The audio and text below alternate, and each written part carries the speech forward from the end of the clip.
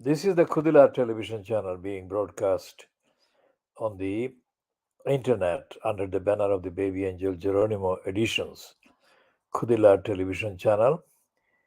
This is part B of the day, Wednesday, the 2nd of August 2023, and we shall be continuing.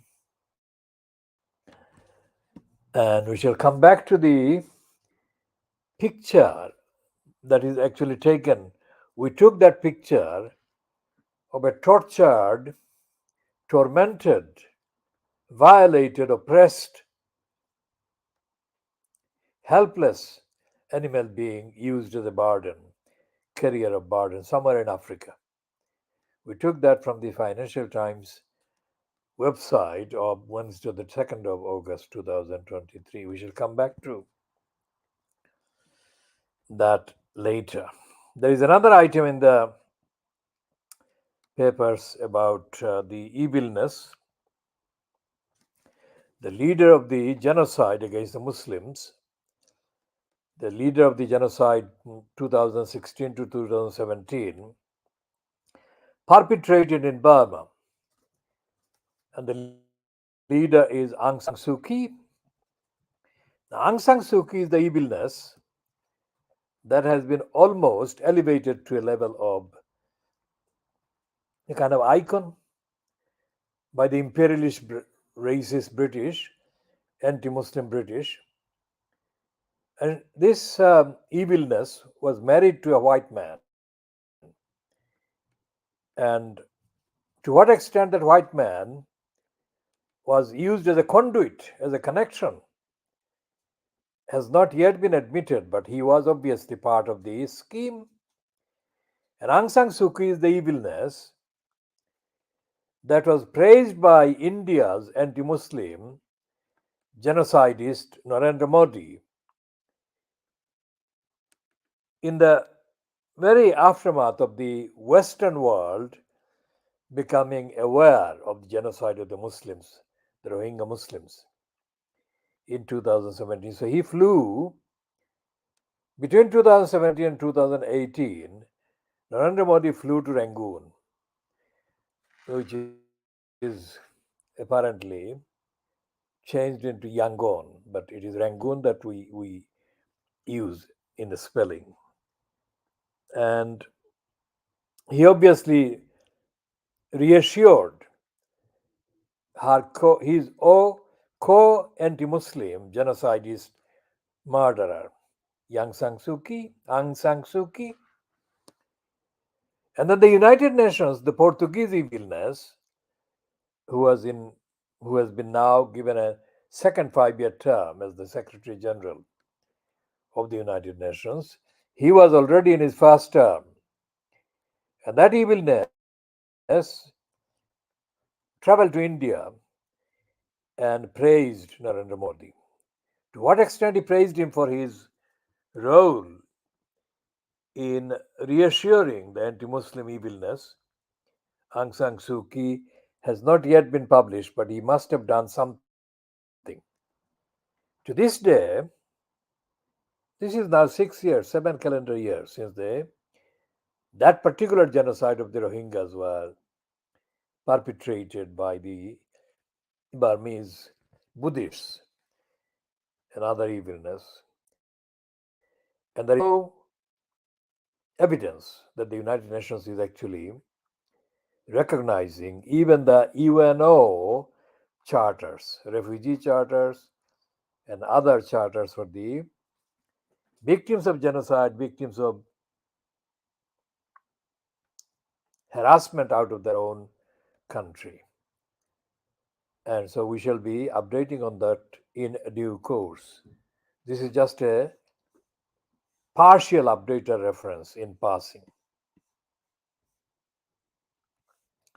Let's check what is happening in the case of the so-called ISIS bomb attack in Pakistan. And then we shall go to Manipur to see if the victims of the rapes have got any assurance.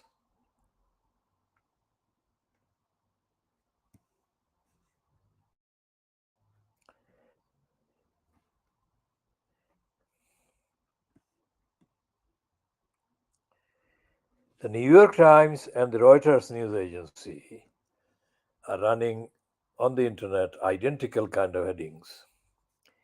The Reuters one says Islamic State claims responsibility for Pakistan bombing. And what are they saying about the number of the death tolls? Death toll now rises to 45. This is the Reuters version. The Reuters version posted 2 days ago, and the summary in 3 lines is this happened in Dera Ismail Khan, deadliest attack to target a political party since 2018. Attack compounds security concerns for elections.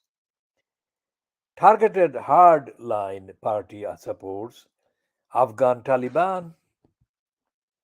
So Dera Ismail Khan, Pakistan, July 31st, Reuters, that was 2 days ago. Islamic State on Monday claimed responsibility for the suicide bombing of a political rally in northwestern Pakistan held by a religious group allied to the government as the death toll from the attack rose to 45.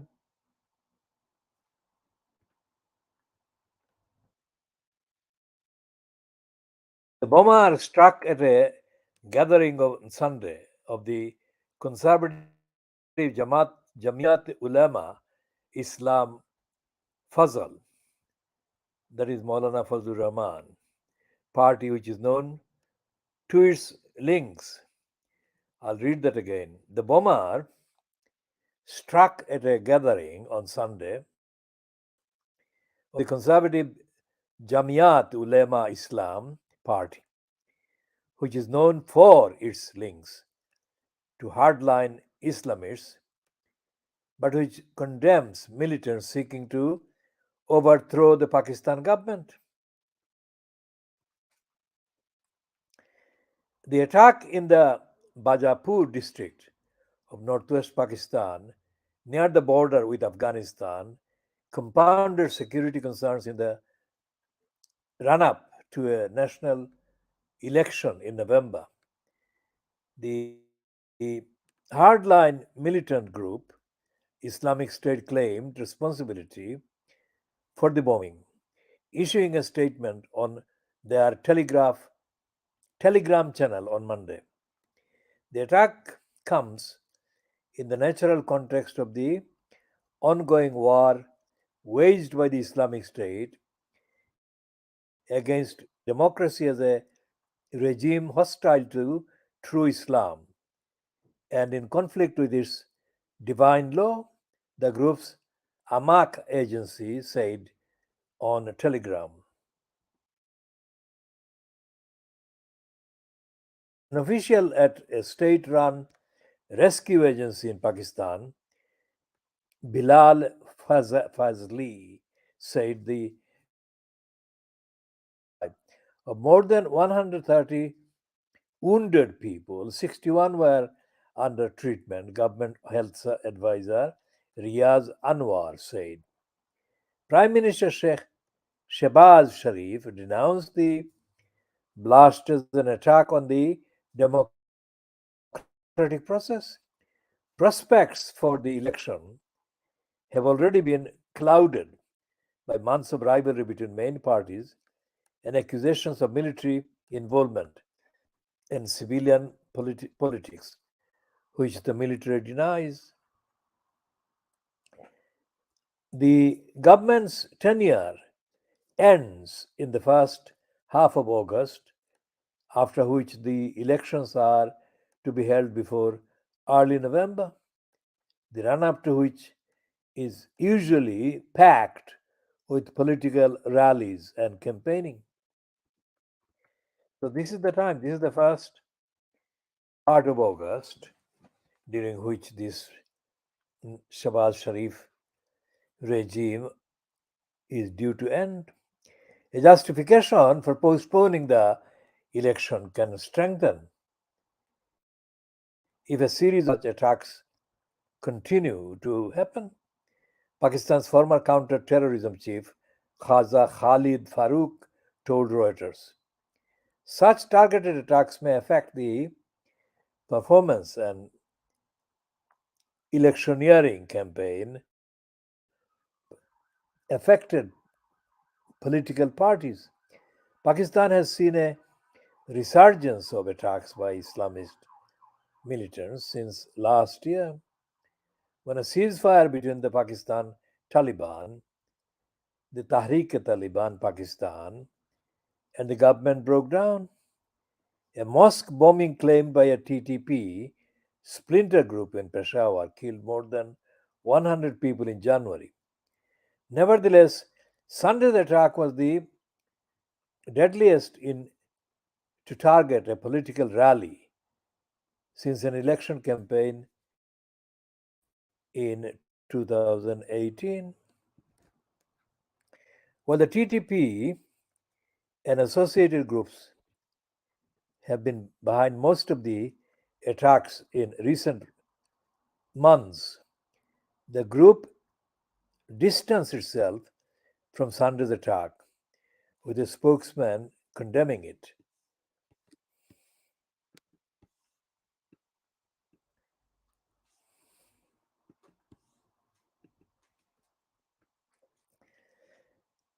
Compared to the TTP, attacks of this scale by Islamic State are rare in Pakistan given its limited presence. A local affiliate of the group, which first rose in Iraq, has remained more active in neighboring Afghanistan. Its last major attacks in Pakistan was on a mosque in 2022. Another new militant group, the Tehreek-e-Jihad Pakistan, about which little is known, has also emerged in recent months and has carried out a string of attacks in the country, killing 12 soldiers at a military base earlier this month.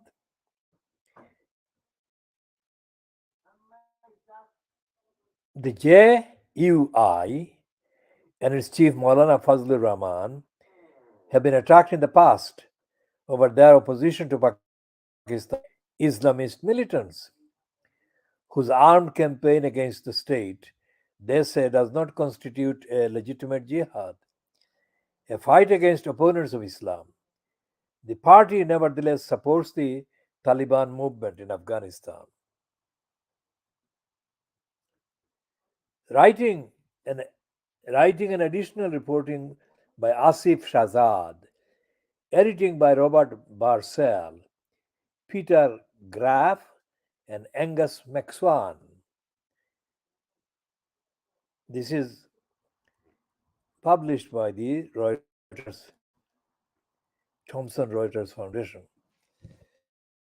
Now, this is a piece that is more or less similar in line to the piece published on the Al Jazeera website.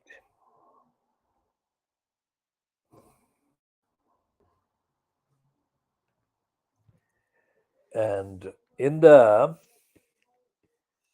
kind of aligned online pieces, there is a piece about Turkey. So the Turkey's ruling party criticizing reported decision not to stream Disney Ataturk series. Now, Ataturk is somebody that to pure Islamic theologians and commentators was an agent of anti Islamic forces. And the fact that the current regime is hostile to the decision by the Disney Channel not to run the Ataturk series shows that the current regime is following the Ataturk legacy. We shall not go into any more details on that one because it will introduce extra additional facts to be discuss. So the Al Jazeera piece on Pakistan says attacks in Pakistan buttressed by region's militant landscape. This is a Al Jazeera analysis. Armed groups attack in Pakistan have increased by 79% during the first half of this year, a research group has said. And it's by Abid Hussain, 2nd of August 2023. The deadly July suicide bombing at a political rally in Pakistan's northwestern province of Khyber Pakhtunwala highlights a troublesome trend of violence in the region. The bombing on Sunday targeted those attending a rally for the religious political party, Jamiat Ulema Islam Fazl, in the tribal district of Rajanur, some 130 kilometers, 80 miles from Peshawar, the provincial capital. Now, their number is 9 more than the Reuters number. They are saying 54 people were killed. At least 54 people were killed, and 200 were injured in the attack, making July the second most deadly month in Pakistan this year, according to the Pakistan Institute for Conflict and Security Studies. Shortly afterwards, the ISIS or ISIL for attack, to claim responsibility for this attack, which, according to researcher Ricardo Valli, fits with the long history of enmity between the Islamic State in Khorasan province, the regional affiliate of ISIL, and Bajaur's JUIF that date back to at least 2019. It is in ISK's eyes, the JUIF supports democracy, believes in a republican system instead of an Islamic one, and believes in national states instead of the Ummah, said Vali, director of research for the Khorasan Diary, a non partisan research platform.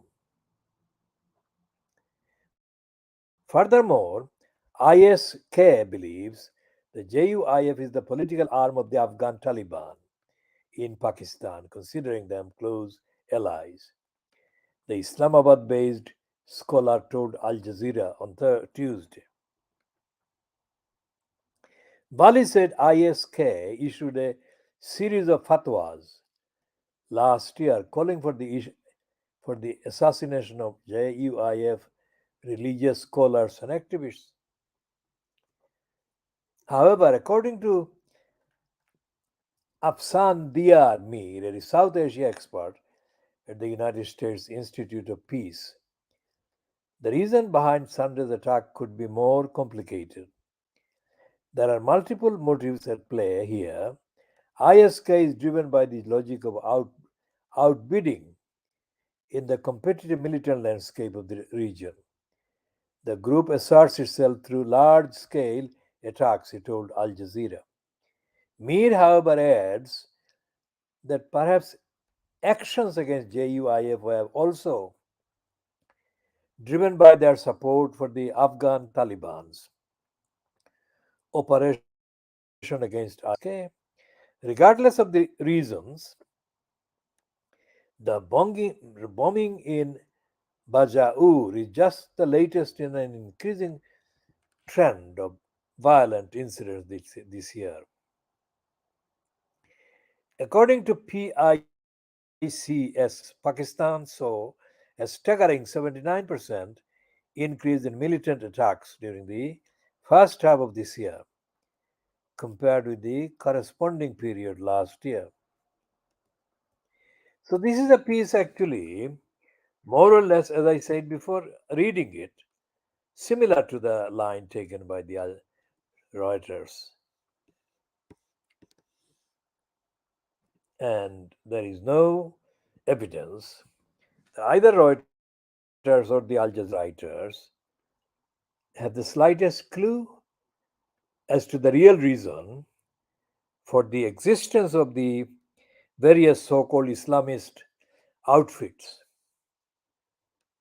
The real reason for the appearance of these so called Islamist outfits is the driver, which is the anti Islamic West. It is the anti Islamic West that has created all these outfits under the guises of Islamist, extremist, terrorist organizations. This is the most reliable way that they can keep the Muslim countries and Muslim societies unsettled. That is what is happening. And this, in the long run, is the key narrative that the Crusaders want to display against Muslims collectively. It is impossible to find any evidence in any of the reports that I have referred to and can only refer to because these are the platforms that dominate the actual access on the internet. There is no evidence that any of these people running these operations, either as observers or as protagonists, once wants the Holy Quran to be implemented. Innal batila kana zahuka. The Holy Quran says, Wakul jahal haqqu wa zahaqal batil. Innal batila kana zahuka. Of course, truth has arrived and falsehood disappeared. Indeed, falsehood is doomed to disappear. That is the prediction in the Holy Quran, the promise in the Holy Quran, but it is far from being implemented anywhere. And going back to the reference to the true independence, Hakiki Azadi, that Imran Khan's rallies during last year referred to, that has become absent from references in the current news. This probably is partly due to the fact that thousands of Imran Khan supporters, Tehreek-e-Insaf Party in Pakistan, are behind bars or are under various restrictions imposed by the military power structure in Pakistan that is fronted by Shehbaz Sharif. So there is nothing about Hakiki Azadi that can be applied to what is happening either in the latest bombing or in the narrative that the Western media are quite keen to promote about the bombing. Notice that this is the one item about Pakistan, the international news item, that the Western racist imperialist media is running as a mainstream. Whereas for the last 3-4 years, these very same outlets have blanked Pakistan. And as I have said before, the role that Pakistan as a society has been playing for an ungrateful, ingrate Western anti Muslim, anti Islamic cabal having any kind of say, any platform in the region is something that is a central thing. Pakistan, they know, is far more important than India. Of course, Pakistan is far more important than China, and Pakistan is far more important than Iran. All of these combined. And I shall be talking about all of these and explaining, denied the recognition by these Western forces and powers that Pakistan society deserves, regardless of whoever is the fronter in the government or as the government. When I say fronter, the fronter of the military kind of infrastructure, which is what controls events in Pakistan, the power in Pakistan, the state in Pakistan. And the Pakistan military logically is part of the military industrial complex that has its sources in the United States, which is why they needed to get rid of Imran Khan's regime.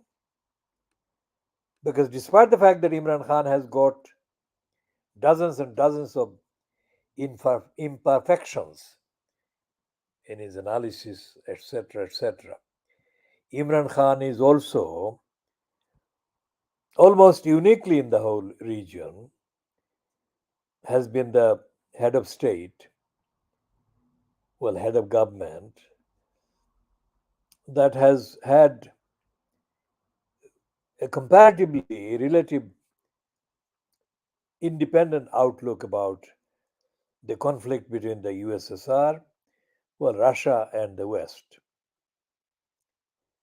And so, one of the things that they wanted to do, the West, was to diffuse, neutralize Imran Khan, because his independent attitude and outlook aided the rational argument that Putin was not all evil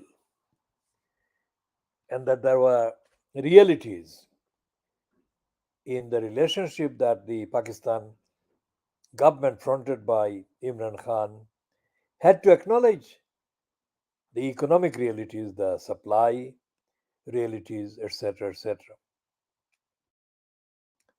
Now, compared with the hostility shown by the USA machine against Imran Khan, their over the top accommodation of Narendra Modi and Narendra Modi's regime is brazenly anti Muslim and brazenly corrupt and brazenly criminal.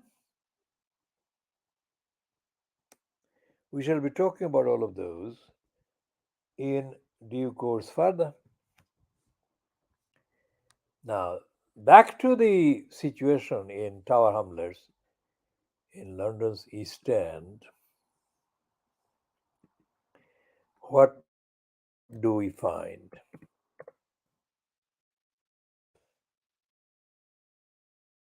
Fuck the Wikipedia shits.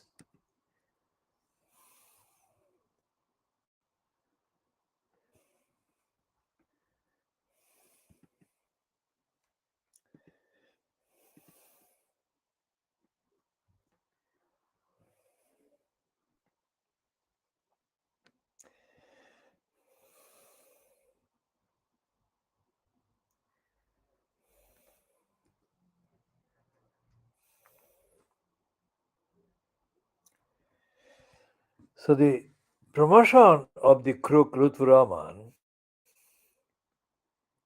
by the My London website and by the New SS, we are just noting the promotion. And what we are noting contextually is also the absence of any condemnation of these promotions. Let's, for example, the Ruby Gregory piece, Local Democracy Reporter, which is absolutely untrue, dated the 23rd of June 2023. The heading to that piece is East London Mayor embarrassed that there are no female councillors in his administration. What a fucking stupid contradiction. There could not be any female councillors in his administration if there are no female councillors in his so called party, their party. We commented on the idiocy contained in that Ruby Gregory piece, that particular one dated the 23rd of June 2023. And we said we shall have a lengthy investigative analysis of that one, which we have yet to do, but we are saying that in passing today that we shall be doing this. And we shall be also updating our commentary on the various, let's say, in passing remarks that Richard Morey, the election commissioner, put on the record against Luthuraman.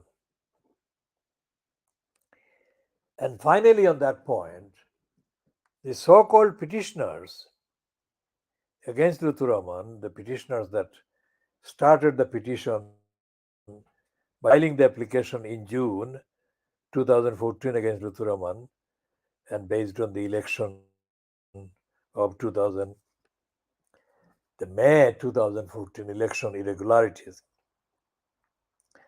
That petition obviously was scripted. That petition was scripted, written, and conceived of by a number of amateurs, people who didn't know the law properly and didn't really know the society, the community, the demography in Tower Hamlets at all. Because as Mori has pointed out in his 23rd of April 2015 ruling,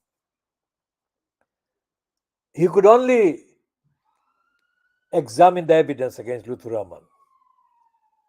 He could not examine the evidence against the elected councillors belonging to his party at that time, because the petitioners against Luthuraman had completely omitted those councillors.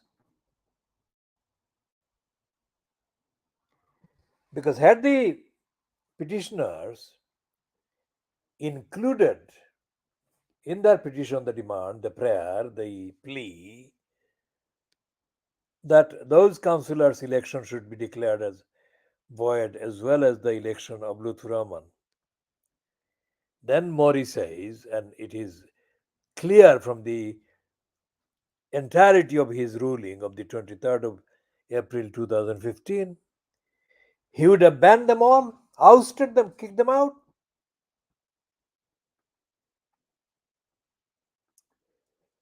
That the petitioners concerned include a racist criminal cunt called Andy Earlham explains a lot.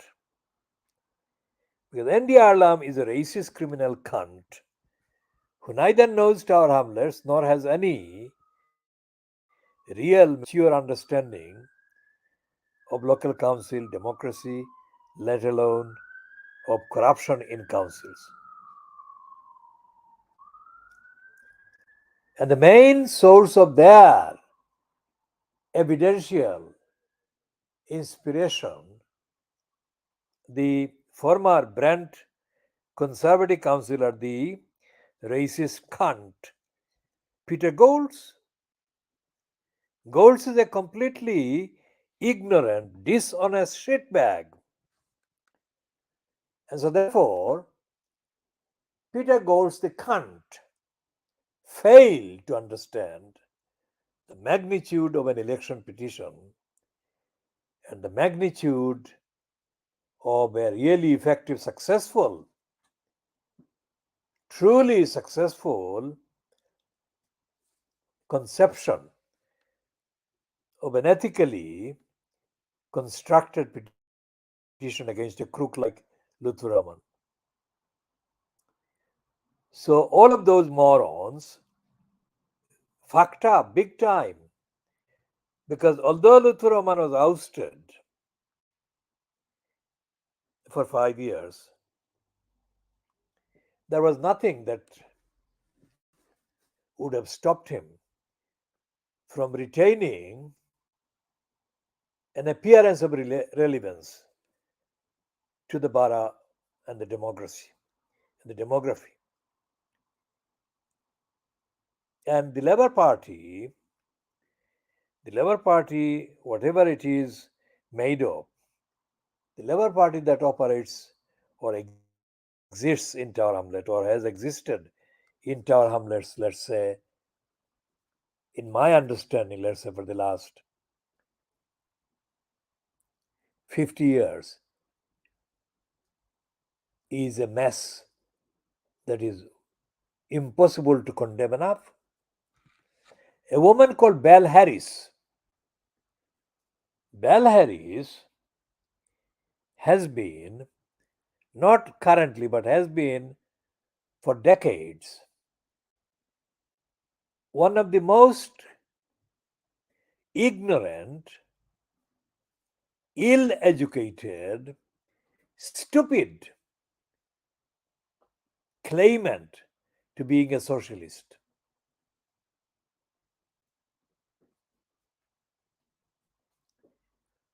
When the LBC radio, before it collapsed in that form and appeared with the name LBC, but the agenda of the far right as a broadcasting outlet, overtaking the BBC radio, when the LBC was, let's say, broadcasting, let's say in the 1990s, 1980s, one persistent caller to the midget Brian Hayes, because Brian Hayes is only about 2 inches high or 2 inches tall. Well, I exaggerate, of course. He's maybe about 3 inches tall. So Brian Hayes, the Australian racist shitbag, had the phone in slot. And his slot used to attract almost every time that he presented, an hour, 2 hours, 3 hours, whatever, a caller called Bell. And anyone who has the patience to actually do the research and really listen to what Bell Harris said will not only agree with me, but more than agree with me. Bell Harris was completely lost, stupid, idiotic, ignorant, dishonest.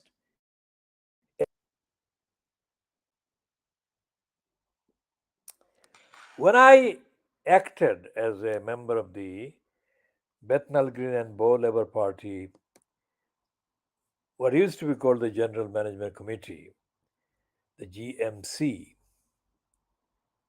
I noticed Bell Harris was pathologically obsessed with trying to interrupt anything I had to say in the contributions that I had to make at the so called democratic sessions. So nervous was Bell Harris at finding me as an active member of the Labour Party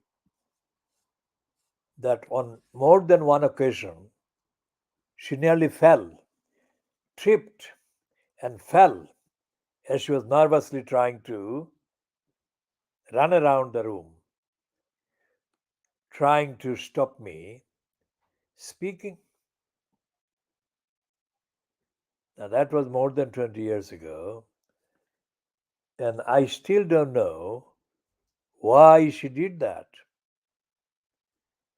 Because she could have easily sat down with me and made any statement about anything that she wanted me to make a note of, but she never did.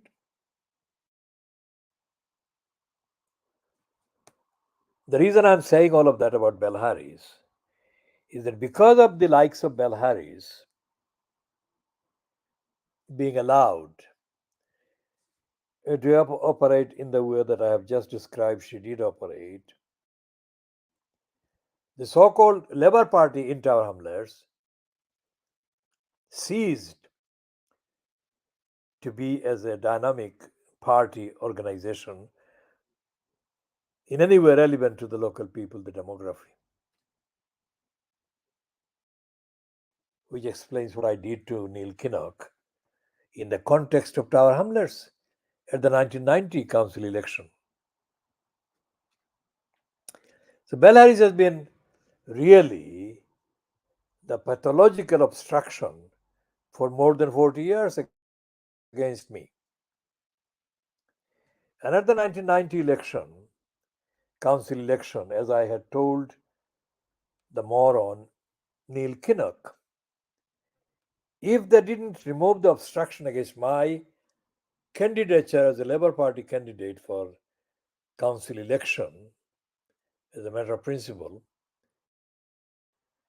I would make it my task to stop the Labour Party getting elected at the 1990 council election, which I did.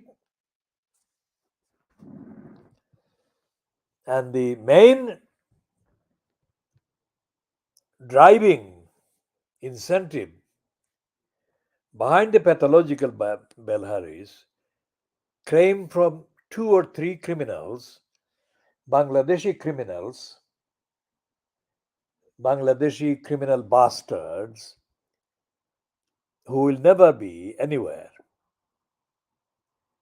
These bastards, like Bell Harris's pathological being, their main obsession was to stop me. Now, there is no evidence anywhere that these bastards, these two bastards, have got anywhere politically, ethically, morally, whatever.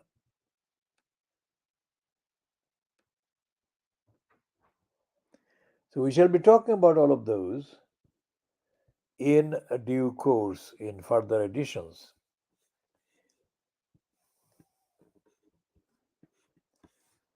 So, what are we talking about now? We shall be talking about seeing if they've got a new obscenity about Shamima Begum.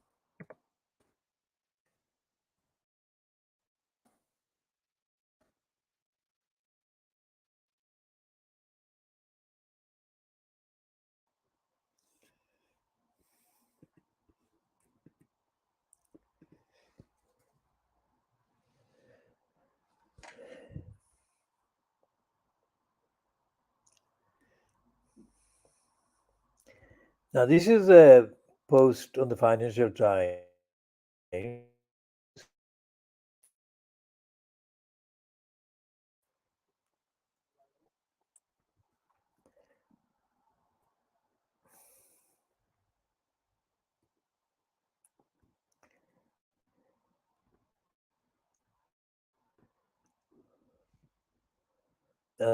this is date 27th of July 2023, and it's a byline to Lucy Fisher.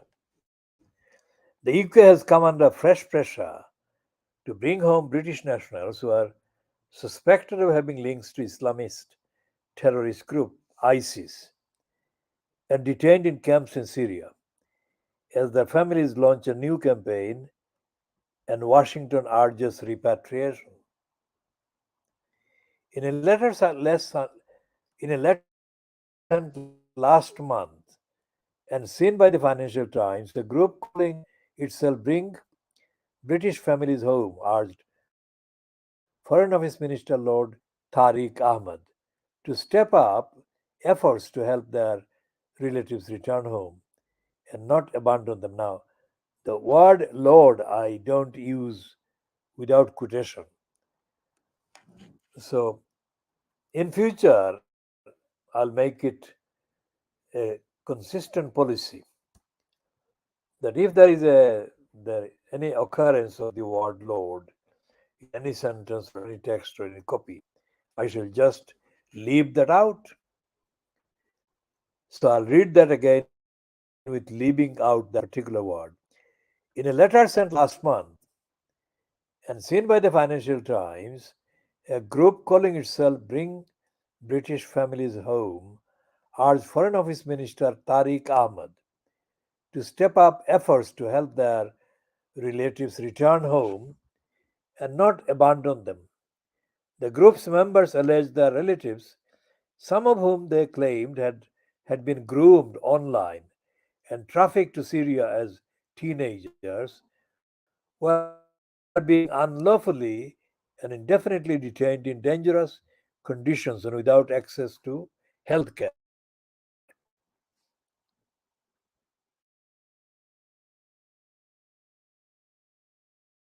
The group also voiced concern that relatives' children, many of whom it said had been born of forced marriage and sexual assault, were languishing in the Al-Hol and Roj camps in the northeast of the country. In November last year, Kurdish officials said more than 10,000 foreign women and children remained in the two camps, while the United States has estimated that about 2,000 ISIS fighters from countries other than Syria and Iraq are detained in the region. The terrorist group once controlled swaths of territory and across the two countries, but has in recent years shrunk drastically, with many members leaving and surrendering to authorities. Last month, Antony Blinken, US Secretary of State, said it was critical that countries repatriated foreign terrorist fighters and their family members from Syria and Iraq. Not doing so risks the possibility that they could again take up arms and attempt to restore the ISIS's so-called caliphate, he warned.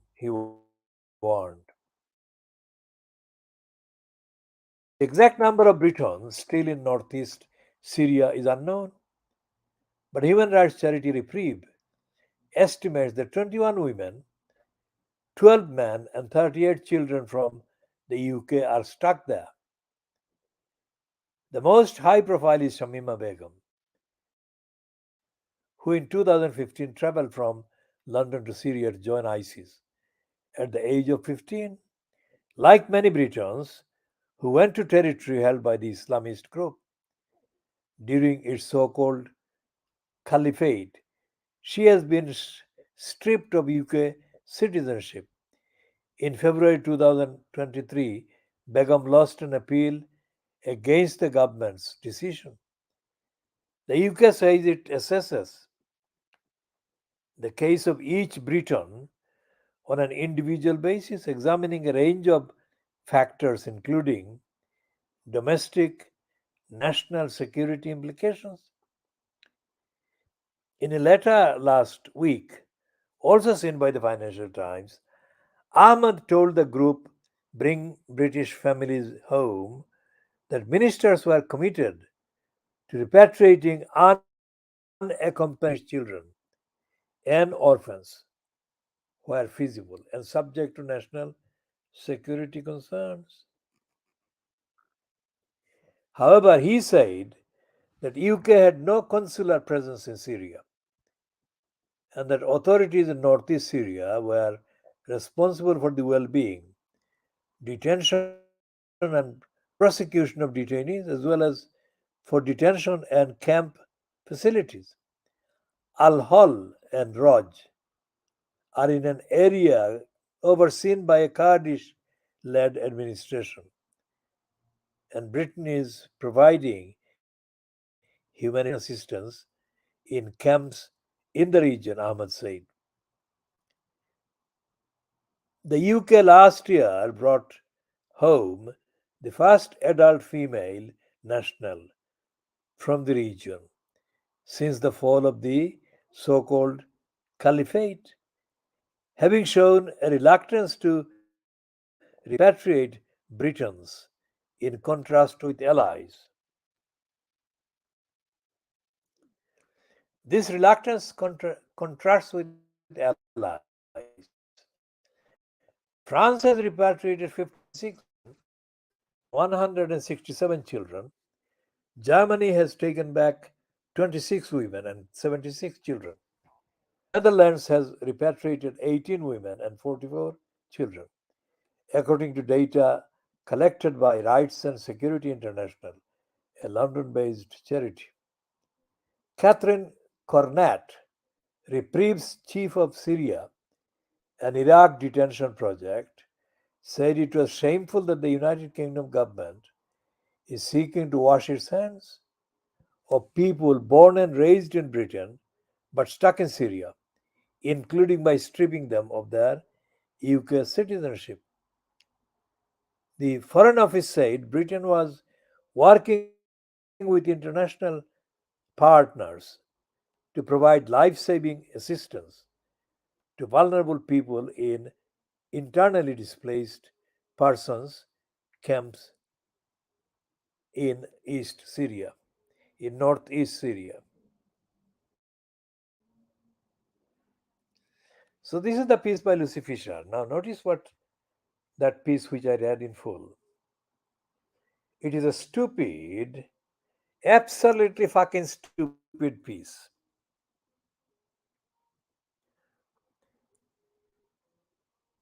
Because it actually based on second hand, third and fourth hand, indirect, alleged evidence. It has not connected with the duties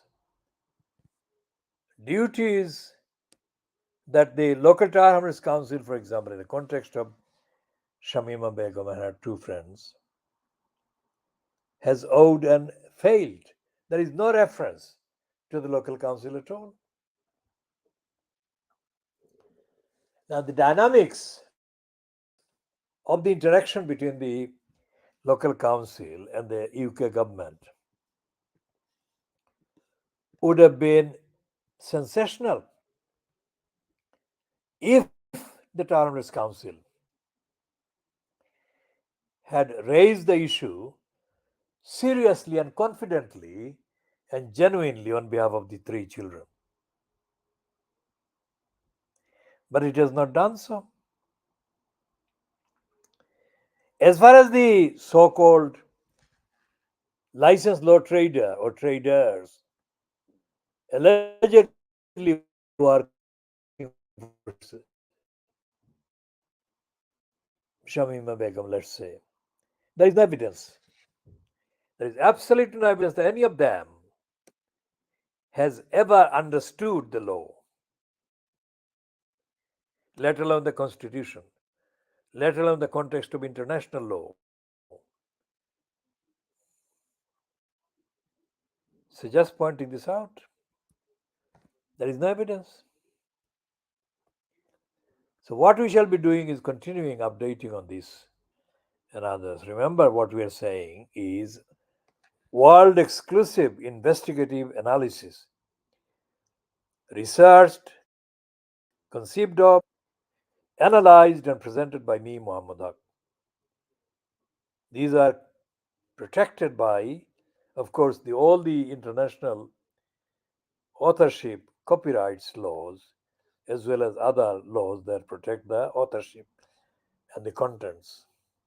We shall be bringing this at an end to this program to an end. We'll bring it to an end at 21:38 hours GMT on Wednesday, the 2nd of August 2023. At what length? 54 minutes, 31 seconds.